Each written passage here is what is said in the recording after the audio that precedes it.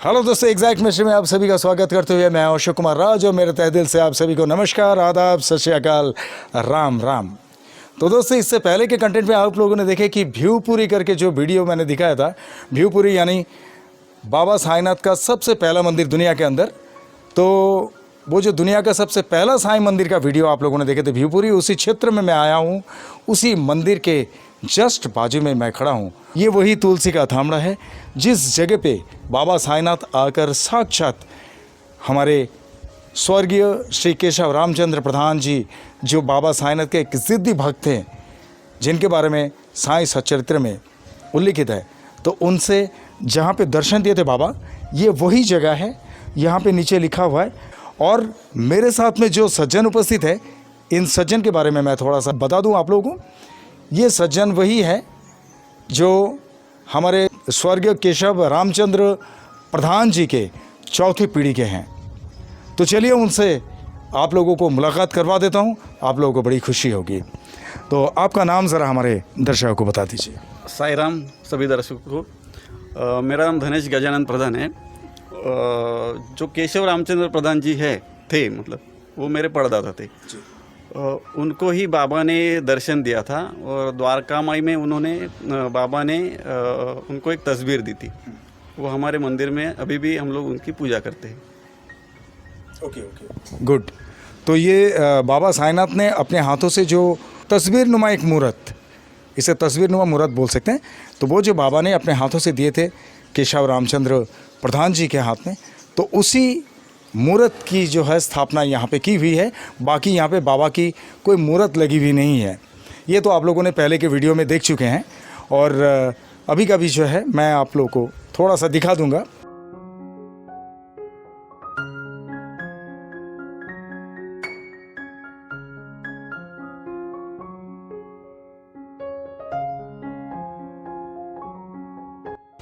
तो मैं इनसे कुछ उनके बारे में जानकारी लेके आप लोगों तक पहुंचाऊंगा और मैं उम्मीद करूंगा कि आप लोगों को बहुत ही अच्छा लगेगा। अच्छा, आप ये बताइए कि ये जो तुलसी का थामड़ा है, यहाँ पे बाबा साईनाथ साक्षात आकर उनसे मुलाकात किए थे, केशव रामचंद्र प्रधान जी से उन्हें दर्शन दिए थे। तो इसके बारे में थोड़ा सा आप हमारे दर्शकों को बता दीजिए। जी ज़रूर। अभी पहले क्या हुआ था कि ये जो गांव है भ्यूपुरी, ये महाराष्ट्र में है, रायगढ़ ज़िले में जी। तो मेरे जो परदादा थे केशव प्रधान, वो मुंबई में एक पतपेड़ी थी, मतलब कर्जा देते थे वो सबको। तो वो केशव जी के मित्र ही थे। तो दोनों मिलके पतपेड़ी का कामकाज संभालते थे। तो उसके सिलसिले में वसूली करने के लिए अहमदनगर, शिरडी, नासिक, पुणे ऐसा जाना पड़ता था। और जब दोनों मिलके शिरडी जाते थे तो उनके जो मित्र थे वो द्वारका माई में जाते थे, बाबा के दर्शन करते थे, आरती करते थे। लेकिन केशव राव जी को पता ही नहीं था साईं बाबा कौन है, क्योंकि पहले कभी मिले ही नहीं थे, कभी किसी ने जिक्र ही नहीं किया था। और ऐसा नहीं था कि कुछ पेपर में पढ़ा है, कुछ ऐसा कुछ था ही नहीं पहले। तो जाके द्वारका माई के बाहर बैठते थे, किसी पेड़ के नीचे बैठते, थोड़ा दूर बैठते थे मतलब। और वो जो मित्र थे वो बाबा की आरती वगैरह करते थे और बाद में चले आते थे। फिर दोनों मुंबई चले आते थे। तो जाते जाते ऐसे हो गया कि एक बार उनको अकेले को जाना पड़ा, मेरे परदादों को अकेले को ही जाना पड़ा शिरडी में। तो थोड़ी देर थी, तो इसके लिए वो भी उधर जाके बैठे जहाँ पे वो बैठते थे। तो भी बाबा की आरती चालू हुई, आरती साईं बाबा। तो जैसे ही आरती साईं बाबा चालू हो गई, मेरे जो परदादा थे केशव प्रधान, वो उठ के खड़े हो गए और उनके कदम अपने आप द्वारका माई की तरफ बढ़ गए। और वो द्वारका माई में पहुंच गए और खड़े हो गए आरती में। आरती वगैरह हो गई और सब लोग चले गए तब। लेकिन वो उधर बैठे रहे, बहुत देर तक बैठे रहे और फिर चले आए। और फिर किस दिन फिर जाना हुआ। फिर डायरेक्ट द्वारका में के अंदर ही जाके बैठे, तभी आरती वगैरह चालू हो गया। लेकिन दूर बैठे थे, बाबा के नज़दीक नहीं गए, दूर ही बैठते थे। तो आरती के बाद सब लोग चले गए, लेकिन ये बैठे थे। तो बाबा ने उनको बुलाया, अरे केशव तू दूर क्यों बैठता है, तू इधर आके बैठना, मेरे पास बैठ। तो उनको इतना ये हो गया है कि बाबा को मेरा नाम कैसे मालूम हो गया। क्या बात। हाँ, अभी बाबा तो अंतर्यामी थे, लेकिन केशव जी को पता ही नहीं था कि साईं बाबा क्या है, साधु संत है क्या, भगवान क्या है, मालूम नहीं था। लेकिन जब भी उन्होंने बोला कि केशव तू मेरे पास आके बैठ, तब उनको ज्ञात हुआ कि कुछ ना कुछ है, साईं बाबा मतलब कुछ ना कुछ ऐसी विभूति है जो शिरडी गांव में है। वो जाके बैठे उनके पास, थोड़ी देर बैठे, फिर बाबा ने सब उनको बताया उनका ही, तू भिवपुरी गांव से आता है, दूर से आता है, तेरा ये काम है, ठीक है, अभी जा तू। तो वो निकल के चले। फिर तीसरी बार जब गए तो वो सीधा द्वारका माई के अंदर गए, उनका आरती वर्ती, बाबा का आरती किया, बाकी सब लोग चले गए जैसा हमेशा होता था, चले गए, बाबा के पास बैठे। तभी उन्होंने शिरडी का सब वसूली किया था, 2500 रुपये वसूली किया था। मतलब अभी का वो शायद 2 करोड़ रहेगा। यस 2 करोड़ रहेगा। तो बाबा ने क्या बोला कि तुम्हारा ये जो काम है, ये वसूली का, ये वो सब, तुमने जो भी अभी किया, वसूल किया है, वो अभी इधर रख दो, मेरे पास रख दो। और मेरे परदादा ने बिना कुछ सोचे समझे जो पैसा था वो बाबा के चरणों में रख दिया। जितना भी उनको मालूम ही नहीं था, उनको गिना था उन्होंने, लेकिन ऐसा नहीं कि इतना रखा, थोड़ा रख के ऐसा की, पूरा ही रख के बाबा के चरणों में रख दिया। जैसे ही बाबा के चरणों में रख दिया, बाबा बोले ठीक है, अभी तू तेरे घर पे जा। तो अभी कुछ बोले नहीं, वो निकल के चले आए। और अभी घर कैसे जाने का, कैसे पहुंचने का, क्योंकि शिरडी से भिवपुरी का अंतर बहुत ज़्यादा है। वहाँ पे सोर्सेस ट्रेन वगैरह ये करके ही होता है। उस वक्त शायद ट्रेन और बस की इंतज़ाम मतलब इतना बहुत दिक्कत थी तभी। और कोपरगांव स्टेशन था तभी, तो ऐसे रोड पे आ गए, क्या करने का सोच रहे थे। तभी एक घोड़ा गाड़ी, जिसको टांगा बोलते हैं अभी, घोड़ा गाड़ी आके खड़े हो गई। तो घोड़ा गाड़ी वाले ने बोला कि चलो मैं आपको कोपरगांव छोड़ता हूँ। तो वो बोले कि नहीं, मेरे पास तो पैसे नहीं है। तो उन्होंने बोला कोई बात नहीं, आपके जो दोस्त थे, आपके दोस्त ने ही बोला है मेरे को कि आपको कोपरगांव छोड़े। बोले मेरा तो कोई दोस्त अभी इधर है ही नहीं। नहीं, आप बैठो, मैं आपको पहुंचा देता हूँ कोपरगांव। चलो ठीक है, बैठ गए। वो कोपरगांव आ गया। तो जैसे उतरे तो उन्होंने मुंबई तक का टिकट भी दिया। वो टांगे वाला जो था, उन्होंने केशवराव जी को मुंबई का टिकट दे दिया। अरे तो अभी कैसे जानोगे कि ये इनको मुंबई ही जाना है। ठीक है, चलो टिकट भी लिया। अभी पैसा देना था, तो उसने उनके हाथ में अंगूठी थी केशव जी की, तो उन्होंने अंगूठी निकाली और घोड़े वाले को दी। लेकिन वो उन्होंने मना कर दिया कि आपका पैसा पहले से ही पहुंच गया है, आप चिंता मत करो, आप घर पे जाओ। ठीक है, जाने लगे। और जाते जाते पीछे देखा तो कोई घोड़ा गाड़ी नहीं थी, कुछ भी नहीं था। हाँ ठीक है, टिकट लिया। तभी भी उनका समझ में नहीं आया कि कुछ चल रहा है, कुछ ये बाबा का, तभी भी कुछ नहीं समझा उन्होंने। फिर घर पे आए, लेकिन घर पे आने के बाद वो सोच में डूब गए कि अभी जो कलेक्शन किया है, वसूली किया है, तो अभी वो तो देना ही है, लेकिन कैसे दे। इसके लिए उन्होंने 1-2 दिन के बाद उनके जो दफ्तर था, ऑफिस था, तार भेजा। जो अभी तो ईमेल वगैरह चलता है, पत्र भी, तभी तार भेजा कि मेरा तबीयत ठीक नहीं है, मैं जब भी आऊँगा तभी आपके पैसे वगैरह जो मैं जमा करूँगा। ठीक है। बहुत दिन हो गए, कैसे करने का, क्या करने का, कुछ सोर्स दिख नहीं रहा था क्या करने का।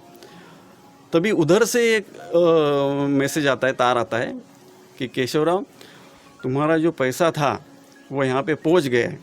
2500 रुपया जो तुमने कलेक्शन किया था वो यहाँ पे पहुँच गया है। तुम्हारा जब भी तबीयत ठीक हो जाएगा तो आराम से आ जाना।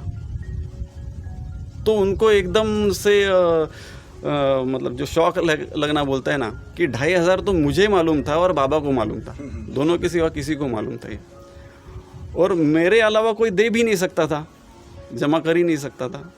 तो उन्होंने मतलब उनको एकदम बाबा का चमत्कार का उनको ये हो गया, प्रचिति हो गया बाबा का, मतलब बोलिए ओम साई राम। ओम साई राम, ओम साई राम, ओम साई राम। तो वो हमेशा जाने लगे, आरती करने लगे हमेशा, मतलब जैसे कि रोज ही मतलब उधर जाके रहते थे, आरती करते थे, बाबा के पास बैठ जाते थे। लेकिन एक दिन बाबा ने क्या बोला, अरे तेरा घर है, तेरा काम है, तेरा परिवार है भिवपुरी में, तो ऐसे रोज़ रोज़ हमेशा मत आए यहाँ पे, तो तू एक काम कर, तू मेरा तस्वीर लेके जा और मेरे घर पे रख और मैं पूजा कर उसका। तो बाबा ने उनकी झोली से एक ऐसा फ्रेम, जो अभी मंदिर में आपने दिखाया रहेगा, वो एक फ्रेम है जो बाबा ने दिया और केशवराव जी घर पे लेके आए और उसका पूजा करने लगे। जैसे घर का जो मंदिर रहता है उसमें रख दिया उन्होंने और पूजा करने लगे।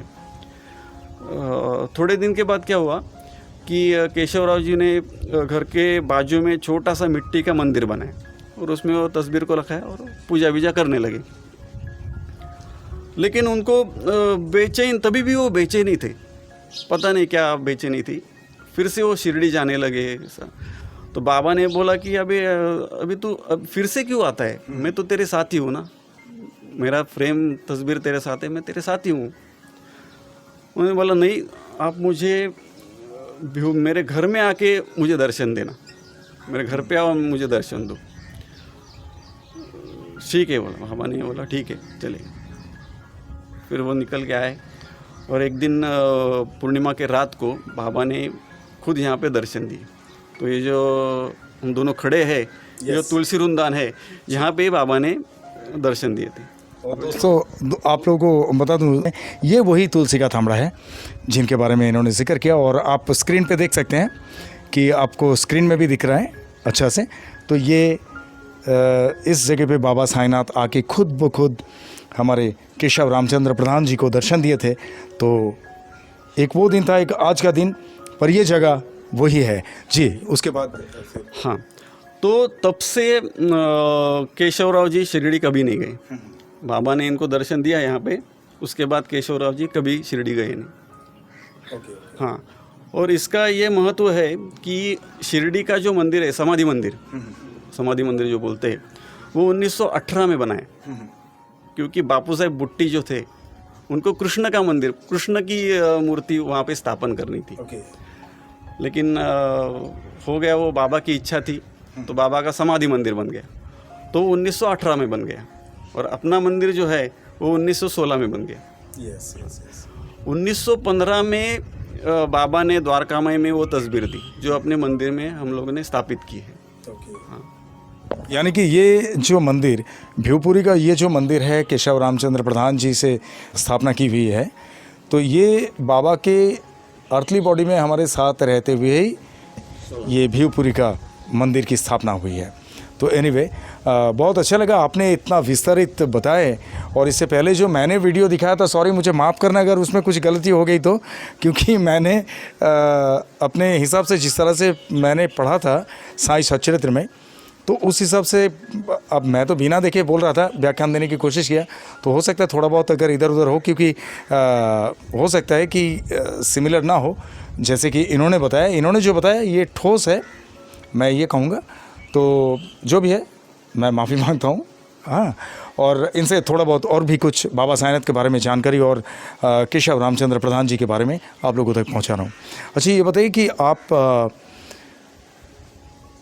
बचपन से ही आप बाबा साईनाथ के भक्ति में हैं? बिकॉज आप जो जेनेटिकली जिस तरह से आप चौथे वंशज के हिसाब से आप आ रहे हैं, तो मैं इतना जानना चाहूँगा, जो मेरे हर डिवोटीज़ से कुछ सवाल बना हुआ रहता है, क्योंकि मेरे चैनल का नाम है एग्जैक्ट मिस्ट्री, और एग्जैक्ट मिस्ट्री के नाम के हिसाब से कुछ सवाल मैं करते रहता हूँ, ये मेरे तरफ से। और सिर्फ और सिर्फ हिंदुस्तान में जितने भी साईं बाबा के लीलाओं के ऊपर चैनल है, उन चैनलों में से थोड़ा सा हट के मेरा चैनल है एग्जैक्ट मिस्ट्री। तो मेरा एक ये सवाल है कि साईं बाबा के बारे में आप जानते हैं कि बहुत सारे लोगों की बात तो अलग है, बहुत सारे डिवोटीज़ भी कुछ श्री गणेश के स्वरूप मानते हैं, कोई कृष्ण भगवान के स्वरूप मानते हैं, कोई श्री राम जी के स्वरूप मानते हैं, कोई कहते हैं कि वो एक अवतार हैं, कोई कहते हैं कि वो भगवान हैं। तो आप निजी तौर पे बाबा को किस रूप में मानते हैं, कि किस हिसाब से मानते हैं, ज़रा हमारे दर्शकों को बताइए। बाबा को तो हम भगवान के रूप में ही मानते हैं, क्योंकि ऐसा नहीं कि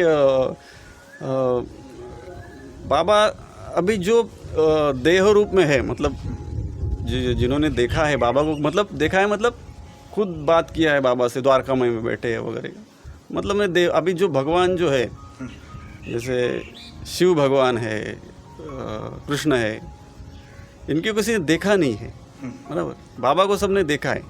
अभी जया मनी जैसा भाव तैसा तया तैसा अनुभव, ये बाबा के बोल है। तो अभी आपके मन में जैसा भाव रहेगा वैसा आपको दिखेगा। अभी पत्थर में भी लोग भगवान मानते हैं। मेरा कैसे हुआ अशोक जी कि मेरा जन्म ही यहाँ पे हुआ, और जब मुझे समझने लगा तो बाबा की तस्वीरें मैंने पहले देखी, और सब पूजा करते थे, मानते थे, आरती होती थी। तो मैं उस रूप में ही बाबा को मानता हूँ कि हमारा जो इष्ट भगवान है वो बाबा ही है। ऐसा जी, मतलब बहुत जैसे शंकर की पूजा करते, शंकर भगवान की पूजा करते, अलग अलग भगवान की पूजा करते। तो मैंने पहले ही देखा कि हमारे घर में तो बाबा है। बहुत अच्छा लगा, इतनी खूबसूरती से आपने बताया बाबा के बारे में, बाबा को जिस तरह से मानते हैं आप। और बाकी लीलाओं की बात आपसे क्या पूछूं, आप तो ऐसे एक परिवार में जन्म लिए कि जितने भी हमारे दर्शक हैं, दर्शकों के साथ में मैं भी बहुत भाग्यवान हूं कि हमारे बाबा साईंनाथ के ऐसे भक्त जो बाबा से वार्तालाप हुई उनकी, बाबा को वो अपने हाथों से छुए, बाबा के चरण को छू के उन्होंने नमन किया बाबा को, और ऐसे भक्त के वंशज से हमारी मुलाकात हो रही है। और मेरे दर्शकों को मैं ये बताते रहता हूँ कि आप लोगों से पहले तो दर्शन तो मेरी हो जाती है और बाद में वीडियो आप लोगों तक पहुँचती है। लेकिन चलो ठीक है, इसमें भी सभी बहुत खुश हैं, बस थोड़ा सा मस्ती तो बनता है, थोड़ा सा मस्ती कर लेता हूँ तो ये बात है। बाबा भी हंसी मजाक करते थे बहुत। जी जी और ये सज्जन जो है, सज्जन भी बड़े बड़े, मतलब आप लोग कभी यहाँ पे आएंगे भिवपुरी में दर्शन करने के लिए, आपको पहले वीडियो में मैंने बताया था कि स्टेशन में कैसे आना है, स्टेशन से किस तरह से इस मंदिर तक आना है। और फिर से मैं इसमें एक बार लास्ट में बता दूंगा आप लोगों को कि जैसे मान लीजिए कि आप दादर से आ रहे हैं मुंबई के, या आप बाहर से आ रहे हैं, अगर बाहर कहीं पे से भी आ रहे हैं तो यहाँ के स्टेशन है कल्याण या करजत, तो करजत करके स्टेशन है, कल्याण में भी उतर सकते हैं। और वहाँ से आप किसी को भी पूछेंगे कि हमें भिवपुरी में साईं बाबा का मंदिर में जाना है, तो वो आप लोग को कोई भी गाइड कर देंगे, कोई टैक्सी वाले हो या कुछ भी हो, कैसे ट्रेन से आना है, कोई भी गाइड कर देंगे, बिल्कुल ईजी है, ठीक है। और यहाँ तक कि इनका कॉन्टैक्ट नंबर जो है, आपका कॉन्टैक्ट नंबर आप ज़रा बोल दीजिए इन लोगों, ताकि उन लोग नोट कर लेंगे, आपसे फ़ोन करके भी आ सकते हैं, उन लोग बोलेंगे। आप लोग सिर्फ इतना कहना कि हम लोग एग्जैक्ट मिस्टर में आपका वीडियो देखे थे और हम दर्शन में आना चाहते हैं, तो ये सज्जन जो है आपको पूरी तरह से गाइड कर देंगे। आप लोग कभी भी आइए, दर्शन कीजिए, बहुत अच्छा लगेगा, ठीक है। आपका नंबर बताइए। मेरा नंबर 7757 017 140। Okay, good. तो सुन लिया आप लोगों ने कि ये इनका कॉन्टैक्ट नंबर है, आप लोग आराम से इनसे कॉन्टैक्ट कर सकते हैं और यहाँ पे आ सकते हैं। और यहाँ पे एक और दिन होता है जो रामनवमी होते हैं, और उस खास उत्सव के दिन क्या होता है कि बहुत सारे डिवोटीज़ का आगमन होता है यहाँ पे, और यहाँ पे पूजा पाठ के साथ साथ में भोजन की भी, यानी जिसे महाप्रसाद बोलते हैं, तो महाप्रसाद का भी बंदोबस्त यहाँ पे रहता है।